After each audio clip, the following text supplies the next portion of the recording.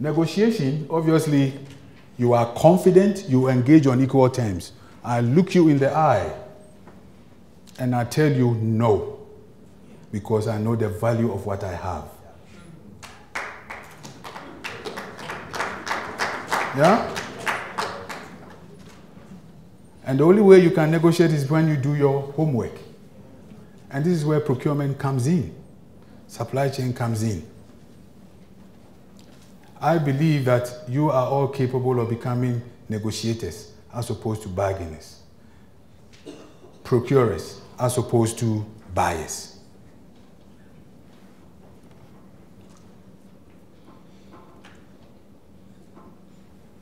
I mentioned earlier, negotiators are confident people. You know, the sad reality of my brothers and sisters is that even when it comes to negotiating your own salaries, you bargain.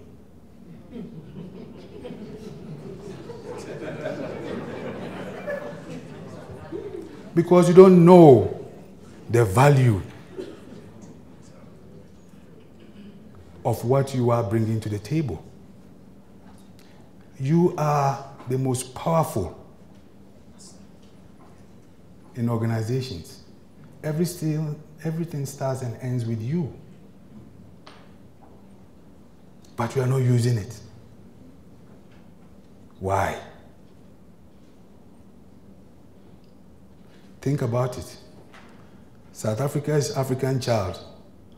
Africa's African child is depending on you. Now, SIPS is coming up with global standards, pushing very hard for license to practice. I think you should all support it because it's in your best interest.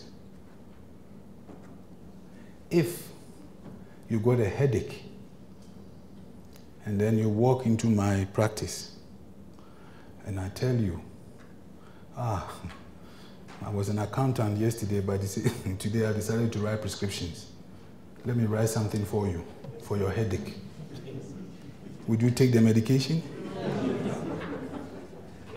So, why are you allowing your profession to be treated that way? Any Tom, Dick, and Harry can end up being a procurer. Why? It's because you've allowed it to happen. And SIPS is trying to change that, and you need to support it. Now, let's go back to realities in terms of what has been happening. Governments in the developing world trying to balance the act. They've got this albatross hanging around their neck called competitive tendering. You know, they've come up with all these rulings in terms of an act, in terms of, you know, in South Africa you call it the PPFA. Come up with black economic empowerment. You know, these things are not new. In Africa, certain countries tried it and it didn't work.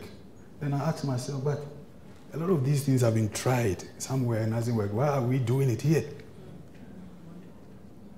And then they complicate matters again with when there was pressure in 90-10, 80-20. Has it worked? Has it helped to create SMMEs? No.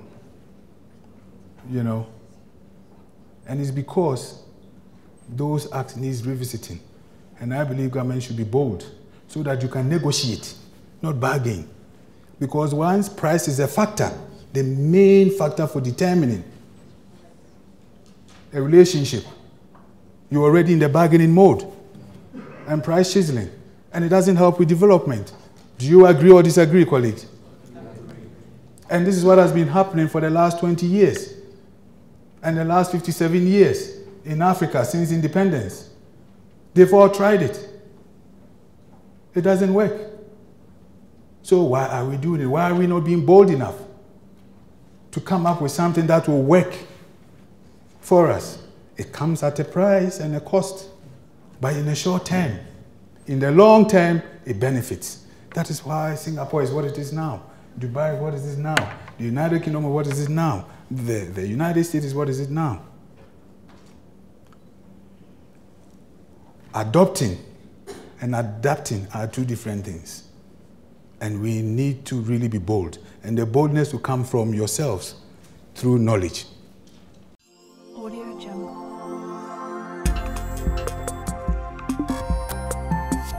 Audio Jungle.